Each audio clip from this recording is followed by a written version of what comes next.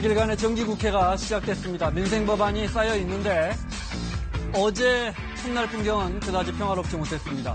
협치보다 혈투가 펼쳐지는 것은 아닌지 이 길목에 이제 장관 인사청문회가 기다리고 있습니다. 5명이죠. 그중에 유은혜 사회부총리 내정자가 단연 관심입니다.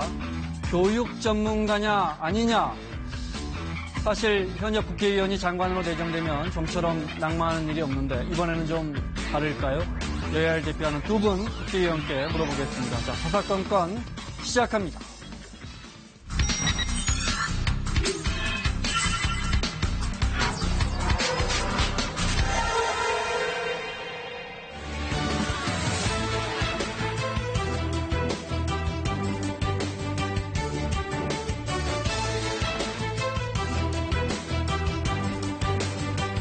기관기관 건물에 국회의원 사무소를 차린 유은혜 의원을 발탁했습니다. 김영란법 위반 혐의로 수사받아야 할 사안이라고. 과연 청와대는 정무 감각이 있으면 교육 전문성은 부족해도 된다는 것인지 답해야 합니다. 청문회 준비 잘 하고요. 우려하시는 것들을 해소할 수 있도록 열심히 하겠습니다.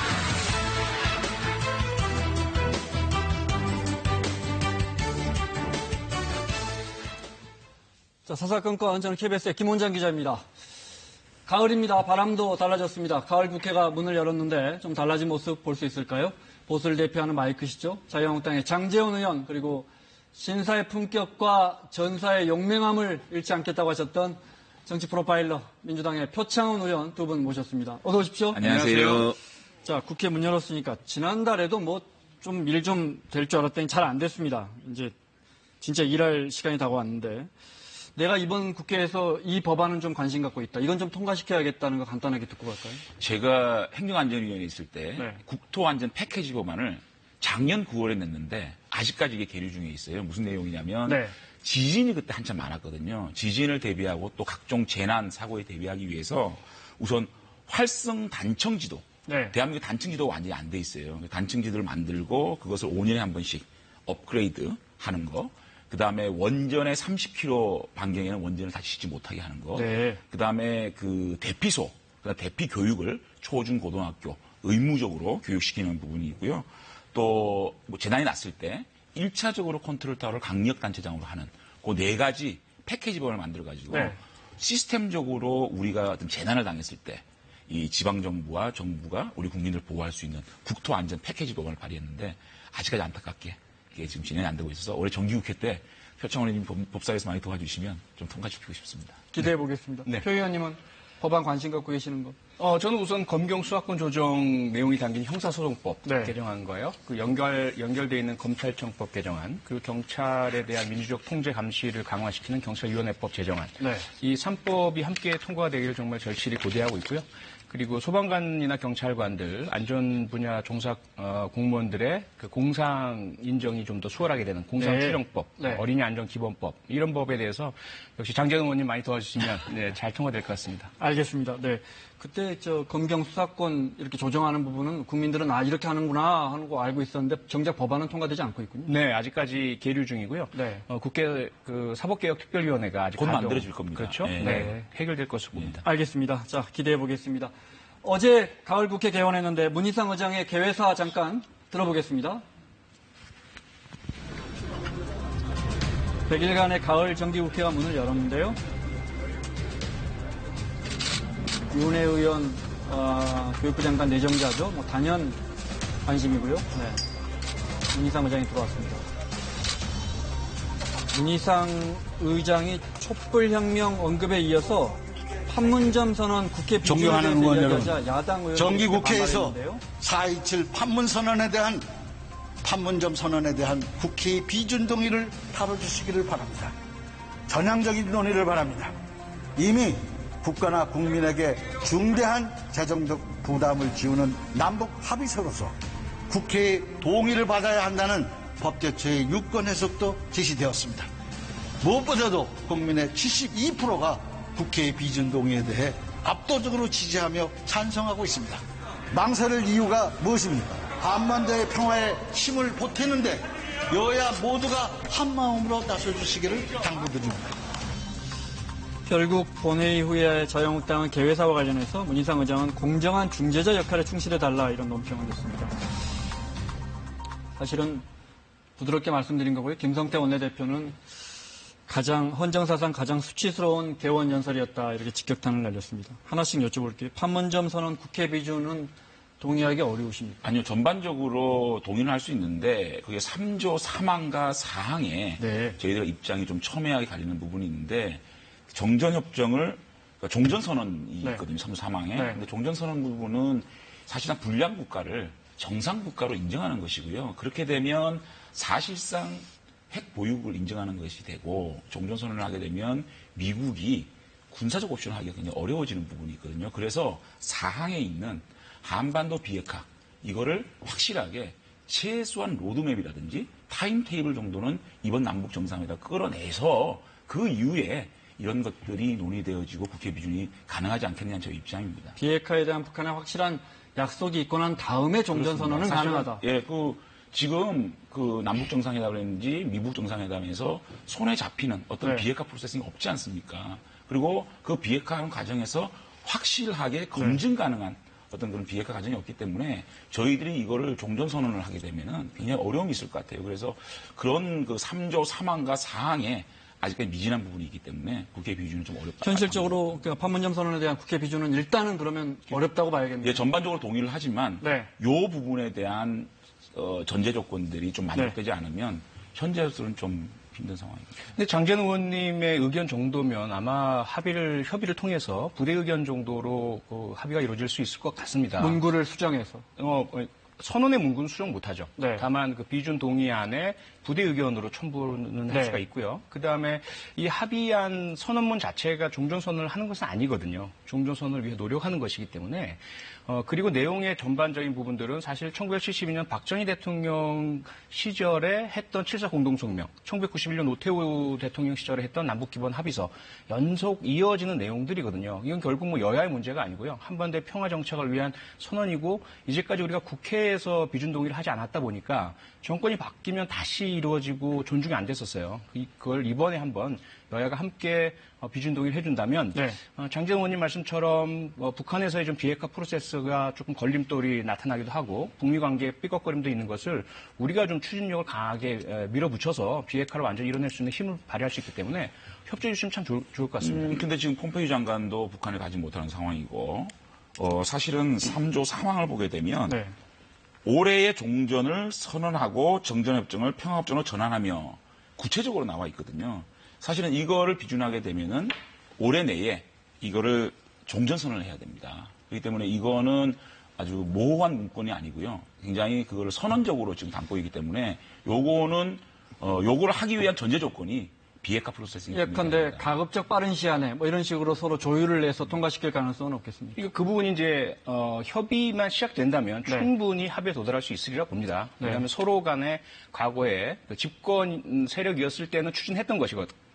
야당이 되었을 때 조금의 태도가 바뀌는 것이라서 이번에 그것을 함께 부대 의견을 달아서 네. 지금 우려를 제기해 주신 부분들을 포함시켜서 그 선언문 자체가 어떤 실효성을 발휘하는 것은 아니기 때문에 그에 대한 추진을 함께 노력한다 이렇게 된다면 정권이 바뀌어서 이 판문점 선언을 지키지 않는다라는 얘기는 조금 아닌 게 문재인 대통령은 지금 집권한 지 1년 반밖에 안 됐고 3년 반이라는 시간이 남아있거든요. 그래서 임기 동안 충분히 문재인 대통령이 그 과정을 또 미국과 또 협조를 통해 가지고 비핵화 프로세스를 이끌어내면 저희 국회에서는 당연히 판문점 선언을 비준하겠죠. 그렇게 되면 네. 다음 정권이 넘어가더라도 문제가 없지 않겠느냐. 그래서 충분히 문재인 정권의 시간이 남았다라는 점을 좀 강조하고 싶습니다. 알겠습니다.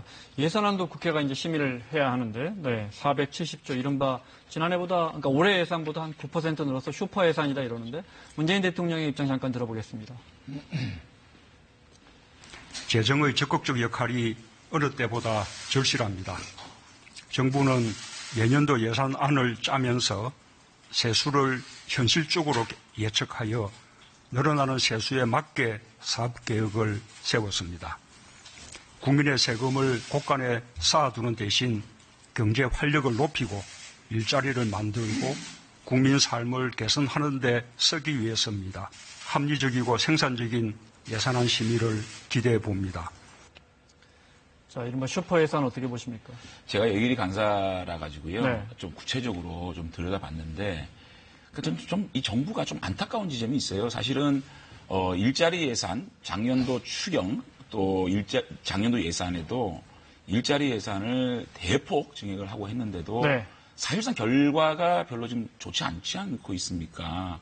양극화가 더 벌어지고 있고 사실 일자리가 충격적인 이제 보고서가 나오고 있는데도 불구하고 지금의 방식으로 좀 더 예산을 더 퍼붓겠다라는 지점은 좀 납득이 안 되는 지점이 있어요. 그리고 구체적으로 좀 들여다보면 정부 예산이 아까 말씀하셨지만 작년 예산보다 9.7%가 늘어났는데 SOC는 마이너스 2.3%, 농축산 쪽은 1.1%를 줄였어요. 그러니까 균형이 안 맞다는 거죠.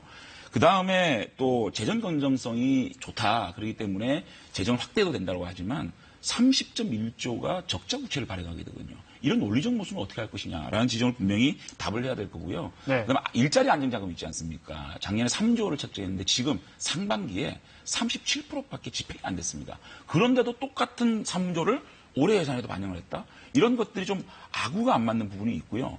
잘못된 부분을 우리가 결산을 왜 합니까? 네. 결산은 작년에 잘못된 부분을 올해 바로잡기 위해서 결산하는데 이런 것들에 대한 반성과 좀 수정 없이 더 퍼붓겠다. 더 많은 액수를 퍼붓겠다. 그러면 일자리 관련 예산은 좀 많이 깎을 생각이세요? 그러니까 궁극적으로 올해 집행이 안 됐던 부분, 네. 우리가 그 각 부서에 이게 늘려 있는 네. 일자리 예산을 전체를 지금 결산을 들여다보고 있습니다. 네. 근데 사실상 많이 집행된 게 50%도 안 돼요.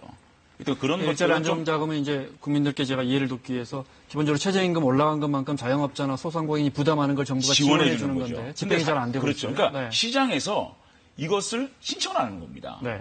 실제로 예산은 3조를 갖고 있는데 시장에서는 고용을 하면 최저임금 인상분을 정부가 지원해도 불구하고 시장에서 작동을 안 한 거거든요. 저는 문재인 정권이 정책적으로 이 소득주도 성장을 갖다가 정책적 선의는 있다고 봐요. 근데 이 선의가 시장에서 선의로 작동하지 않는다면 알겠습니다. 네. 한번 자세히 들여다볼 필요가 있다. 그거를 야당이 좀 지적을 하겠다는 말씀을 드립니다. 네.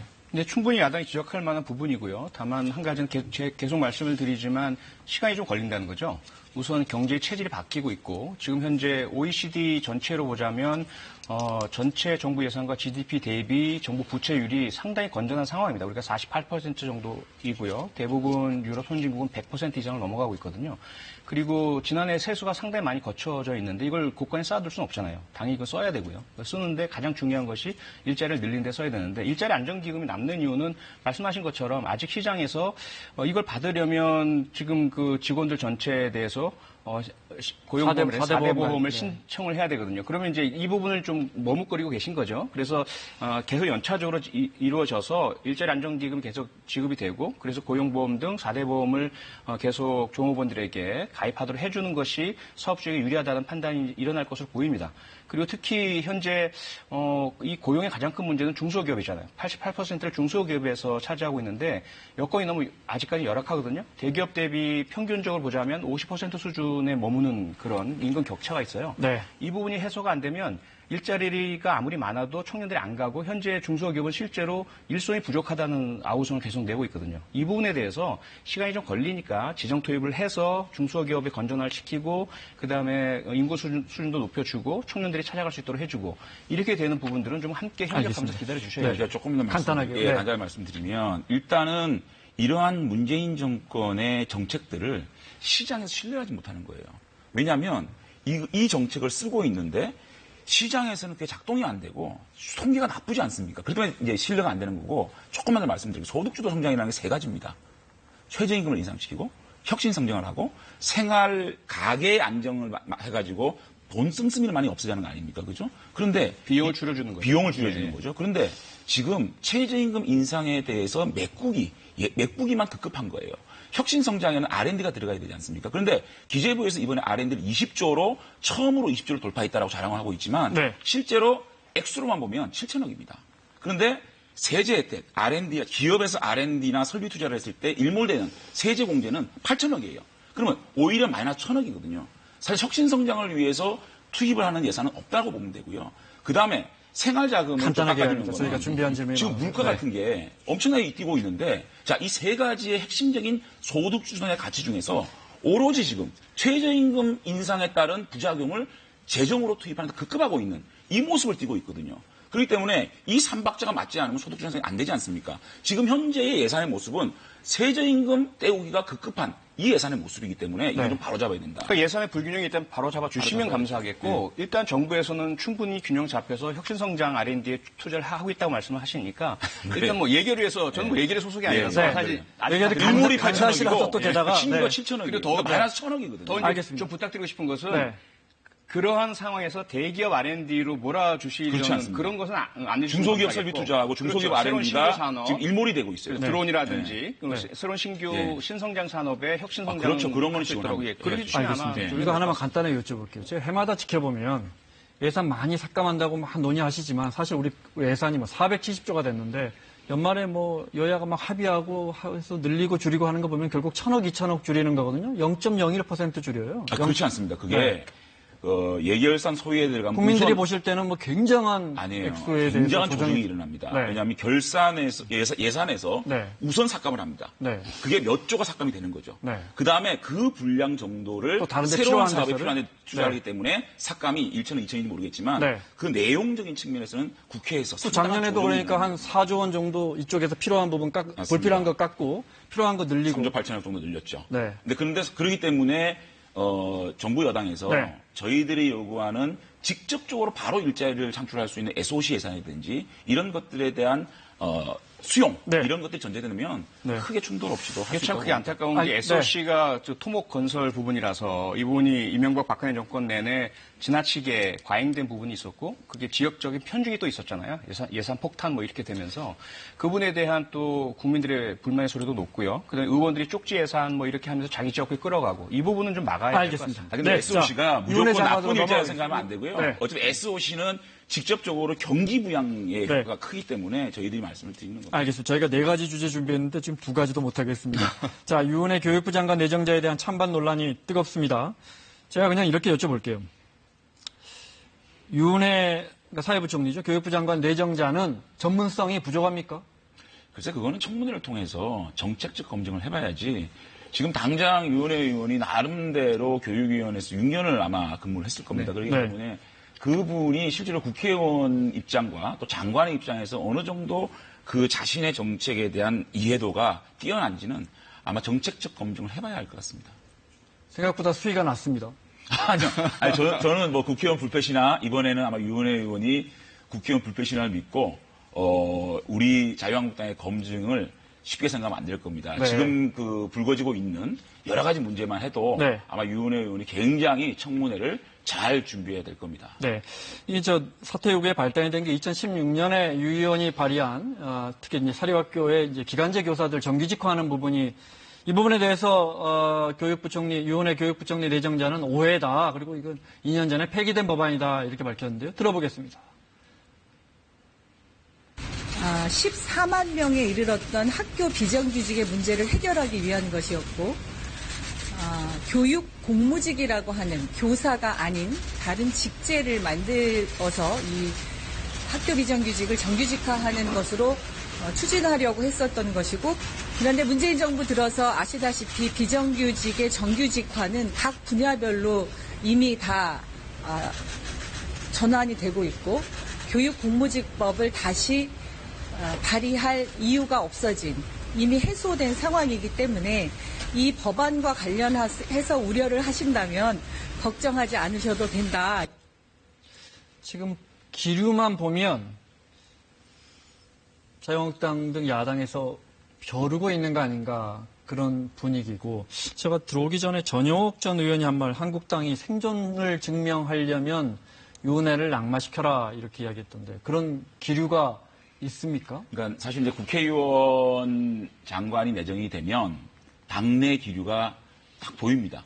그러니까 그동안 여야 관계 속에서 그 의원이 야당과 어떤 그 인식을 했느냐에 따라서 여론이 확 나뉘는데 이상하게 유은혜 의원에 대해서는 그렇게 호의적인 여론이 많이 없더라. 그러면서 또 구체적인 차남 병력 문제라든지 또 지역구 사무실 임대 문제 같은 게 불거지면서 우리 의원들이 유은혜 의원은 불가능하지 않느냐라는 기류가 더 많은 건 사실입니다. 제가 여쭤본 이유가 자질을 검증해야 되는데 혹시 이참에 힘의 과시 정도 의원수가 많은 자유한국당에서 그런 쪽으로 기류가 흘러가고 있는 건 아닌가 아니요, 싶어서. 그런 건 그런 건 전혀 아니고요. 아니고. 사실은 지금 뭐 교원 공무원법이라든지 또 사실상 지금 내신을 전체 내신을 반영해서 50%를 뽑겠다 이런 것들은 학부모들의 불만이 있는 것이고요. 또 청와대 청원 게시판에 많은 우리 국민들이 지금 지명 처리하라고 하는 거기 때문에 그 우리 국민들의 여론을 자유한국당이 무시할 수 없는 거고. 알겠습니다. 또 자, 따라야죠.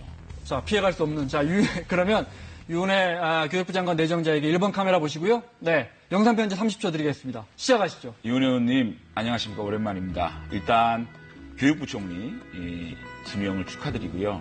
다만 그런데 우리 자유한국당 내에서 윤 의원님이 장관 지명을 받았다는 얘기를 듣고 굉장히 분위기가 안 좋은 거는 제가 기등을 먼저 드립니다. 사실은 지금까지 교육위원회에서 발의했던 법안들, 교원공무원법이라든지 또 윤해 의원이 바라보는 우리 입시제도 이런 것들에 대해서 불만이 많고요. 또 도덕성 문제에 있어서도 사실상 차남 병역 문제라든지 또 지역구 사무실 임대 문제 같은 게 터졌기 때문에 도덕적으로나 정책적으로나 많은 진솔한 답변이 필요할 걸로 보입니다. 청문회 잘 준비하시기 바랍니다. 고생하셨습니다. 네.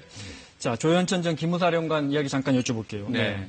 이 문제에 대해서 관심을 많이 갖고 계시기 때문에 이 개헌 문건 주도한 것 같고 지금 미국 가서 안 온단 말이에요. 네. 지금 민주당은 어떻게 하실 생각이세요? 현재 저희가 법사위에서 계속 그 질의를 했고요. 네. 어떻게 할 거냐, 여권 무효화 조치 왜 안 하냐 네. 이런 이제 질의를 계속 했는데 법무부 쪽 입장은 요건이 아직 안 됐다. 그 네. 기소 중지라든지 네. 외교부에서의 여권 무효화를 위한 사전적인 그 네. 절차들이 있는데 조금 시간이 걸린다. 이런 답변입니다. 지속적으로 저희는 여권 무효화, 그다음에 사법공조, 미국 측에 대한 요청들을 통해서 신병 확보하고 빨리 조기 귀환할 수 있도록 노력하고 있습니다. 네.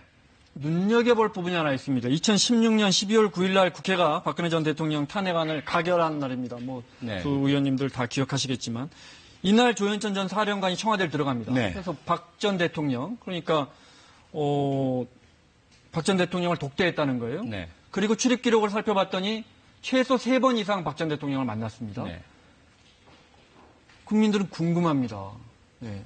탄핵안이 가결된 날 국회에서요. 네, 이제 직무가 정지되는 거죠. 기무사령관은 들어가서 직무가 정지된 대통령과 무슨 이야기를 나눴을까요?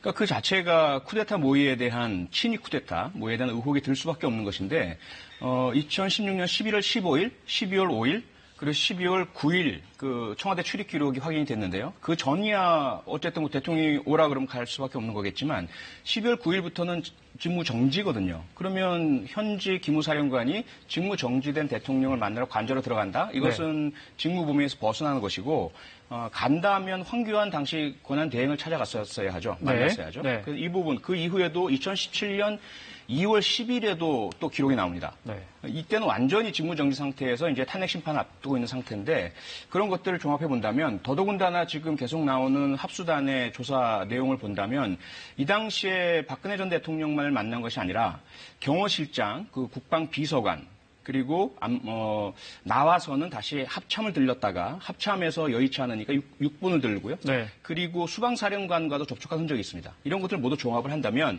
지금 저희들이 지난번에 한번 살펴봤던 도대체 왜 합참이 계엄 주무기관인데 왜 합참이 작성 안 하고 기무사령부가 네. 있느냐. 그리고 이것이 매뉴얼에 따르자면 계엄사령관이 합참의장이 돼야 되는데 왜 육참 총장이냐. 네. 이것이 설명이 되는 거죠. 합참에 갔는데 합참이 협조를 하지 않은 거죠. 그러다 보니까 6번에 갔고 그리고 수방사에 갔고 그다음에 이제 그 서류에 모두 기입되어 있는 부대들 이 부대들에 대한 실행 명령들이 어떻게 전달됐냐. 이 부분이 지금 숙제로 남아있는 것 같습니다. 친위 쿠데타를 물론 가정입니다. 네. 계획했다가 합참해서 안 되니까 육군 참모총장으로 틀었고 그래서 계엄사령관을 육참으로 해놓은 거다. 이런 가정 어떻게 보십니까? 아니 근데 이거를 왜 또 피의 사실을 계속 흘려가지고 이 사건을 왜 이렇게 또 증폭을 시키는지 모르겠어요. 저는 이게 계속적으로 이제 경마식으로 자꾸만 찔끔찔끔 보도되는 데 대해서 오히려 저는 이거는 아주 스피디하게 조현천 전 기무사령관을 빨리 좀 체포를 하든지 소환을 해서 이 문제에 대해서 수사를 깊숙이 들어가서 빨리 최종 수사 결과를 발표하는 게 맞지. 사실 이게 사실관계도 확실하지 않은 상황에서 저희들이 논평하고 또 의혹만 확산시킨다는 게 저는 좀 올바르지 않는 일이지 않느냐. 이렇게 정말 중대한 문제고 국가의 쿠데타 모의. 이런 것들을 이렇게 찔끔찔끔 보도식으로 나온다는 게 저는 조금 좀 그 문제가 있다고 보고 어쨌든 빨리 저는 네. 그 핵심 피의자를 소환해서 이 문제를 빨리. 근데 조현천 전 사령관이 들어올 것처럼 하면서 안 들어옵니다. 어떻게 하실 거예요? 들어오도록 해야 되겠고요. 앞서 말씀드린 것처럼 외교부 통해서 여권 무효화 조치, 그래서 불법 체류 상태로 만들어서 어쩔 수 없이 들어올 수밖에 없도록 하는 이 네. 방법이 현재로서는 가장 가시적이고 현실적인 것 같고요. 그리고 지금 현재 이 피의 사실 말씀하셨는데 이 부분은 상당 부분은 국회에서 증언 및 감정 등의 법률에 따라서 자료 요청을 해서 확보한 내용이거나 네. 혹은 KBS 등의 취재 결과 확인된 것들입니다. 수사 단계에서 유출한 것은 거의 확인되지 않고 있고요. 지금까지 늘 언론이 이제까지 늘 취재를 해가지고 다 그게 다 피의사실 공포예요. 국민의 알 권리 충족을 위한 공공의 유리한 거는 알 권리고 저희들이 유리한 거는 피의사실 공포가 아니죠. 알겠습니다. 같은 자, 얘기가 이게 좀 같은 얘기가 좀 이렇게 어떤 사건을 자꾸만 이게 피의사실을 자꾸만 네. 흘려가지고 이렇게 사실관계가 확인된 것만 좀. 조현천 사령관이 들어오면 다 해결돼요. 그러니까 빨리 좀 빨리 소환해서 이거를 수사를 시켜야죠. 알겠습니다. 자, 여론조사 결과가 하나 있는데요. 좀 이르긴 하지만 좀 보겠습니다. 네. 대선 아직 많이 남아있는데, 네. 범진보 차기 대선 주자 선호도 해서, 이거는 이제 전 국민을 대상으로, 네, 진보 진영에 물어본 게 아니고, 박원순, 이낙연, 심상정, 김부겸, 김경수, 이재명. 눈에 띄는 건 이재명 지사의 지지율이 많이 밀렸고, 1년 전과 비교하면, 네. 안희정 지사는 사라졌고요. 네. 보수 진영도 볼까요? 네. 유승민, 황교안, 안철수, 홍준표 이런 순위입니다. 손학규 바른미래당 대표는 이제 보수 진영의 대선 주자로 이제 꼽히고 있습니다. 네. 어떻게 이렇게 그냥 여쭤볼게요. 시간 때문에. 네. 진보 진영에서는 누가 제일 셀 것 같습니까? 저는 어떤 그 매체 인터뷰에서 이렇게 말씀드렸어요. 네. 김부겸, 임종석. 네. 네. 왜냐하면 김부겸 장관은 네. 어떻게 보면 보수의 텃밭에서 TK에서요? 네. 상당히 이미지가 좋고 인기가 있는 분이기 때문에 만약에 문재인 대통령이 지지율이 조금 하락을 한다면 김부겸 장관이 유력할 것이고 문재인 대통령이 남북평화 문제가 완전히 해결되고 굉장히 임기 말로 가면서 더 국민적 지지를 받는다면 그 적자가 임종석 비서실장이 되지 않겠느냐. 네. 제가 이런 예측을 했는데 너무 섣부르고 네. 너무 빠릅니다. 아직 많이 남았으니까요. 그냥 여쭤본 겁니다. 보수 진영에만 물어보면 황교안 전 총리가 월등하게 높게 나옵니다. 그래요? 네. 이런 현상 어떻게 보십니까? 다시 한번 보여주실래요? 네. 보수 진영 거 볼까요? 네. 네. 이제 이렇게 보면 이제 유승민, 이건 이제 전 국민 대상으로 한 거고. 민주당 지지도가 들어가 있는 거죠. 그렇죠. 네. 진보 진영 지지도가 들어가 있는데, 보수 진영만 물어보면 황교안 전 총리가 월등하게 높게 나와요. 이런 현상은 어떻게 보세요? 자유한국당의 책임 아닌가 싶습니다. 당내에서 나와야죠. 그렇죠? 그런데 황교안 전 총리는 사실 정치 경험이 전혀 없거든요. 네. 아직 검증도 되지 않았고 전 정권의 많은 책임과 문제에 대해서 아직 해소가 안 된 상태입니다. 네. 이런 분이 가장 높은 범보수 진영의 유력 대권 후보다. 이건 사실 자유한국당이 그동안 후보를 내세우지 못하셨거나 사람이 없다. 네, 사람이 없다. 그런 부분들이 아닌가 좀 아쉽습니다. 이게 지금 자유한국당이 지지율이 지지부진할 수밖에 없는 이유를 단면적으로 보여주는 거예요. 그러니까 보수 진영 내에서 고전적 제가 지금 논평하고 있지 않습니까? 네, 죄송합니다. 분석을 하고 있지 않습니까? 이 고전적 보수 진영과 그다음에 저희들 새누리당을 지지했던 중도 보수 진영이 딱 나눠져 있다는 얘기예요. 외연 확장을 하기 위해서는 유승민 같은 후보가 필요한데 기존 보수 진영에서는 유승민을 좋아하지 않거든요. 용납을 못하죠. 이것을 어떻게 다시 묶어내느냐, 어떤 지도자가 이걸 묶어낼 수 있느냐가 키포인트지. 지금 이런 현상이 자유한국당을 지금 현 주소를 그대로 보여주고 있는 거예요. 이걸 극복해야 된다고 생각합니다. 알겠습니다. 아직 대선까지는 시간이 많이 남아있으니까. 많이 남아있습니다. 자, 마무리를 해야겠는데요. 황 전 총리가 사흘 후에 출판 기념회 연답니다. 출판 기념회 정치인은 아니죠. 전 관료가 낸다는 건 뭔가 의미 있는 행보예요. 네. 황교안 전 총리에게 저 카메라 보시고 30초 영상 편지로 마무리하겠습니다. 네. 시작하시죠. 황교안 전 총리님, 2012년 대선 국정원 개입, 여론조작 의혹 사건에 대해서 박근혜 정권이 탄생하자마자 법무부 장관으로 임명되시면서 온몸을 던져서 막아내셨습니다. 특히 원세훈 당시 국정원장에 대한 공직선거법 적용을 못하게 하기 위해서 또 구속을 하지 못하게 하기 위해서 최동욱 당시 검찰총장을 겁박하고 윤석열 수사팀장에게 압력을 넣었다는 그런 의혹도 제기가 됐었죠. 이후에 법무장관을 거쳐 국무총리 거쳐 대통령 권한대행에 이르기까지 박근혜 정권에서 일어난 모든 사법농단, 국정농단, 한일 굴욕적 위안부 협의, 사드 도입을 둘러싼 논란 이런 부분에 모두 책임이 있습니다. 이 부분에 대한 해소부터 하시고 정치 공부를 하셨으면 좋겠습니다. 알겠습니다. 수고하셨습니다. 자, 마무리해야겠습니다. 두 분도 인지도나 뭐 팬심 이런 건 대선 후보에서 안 밀리시죠? 박장원 의원 얘기죠. 아닙니다. 저야 뭐 무슨 문제가 있습니까? 무슨 장재훈 의원. 대단하신 분이죠. 우선 역량과 능력, 언변, 모든 정치 이슈 소화 능력 최고죠. 마무리하겠습니다. 자, 자유한국당의 장재훈 의원, 더불어민주당의 표창원 의원과 함께했습니다. 다음 주에 뵙겠습니다. 고맙습니다. 감사합니다. 고맙습니다.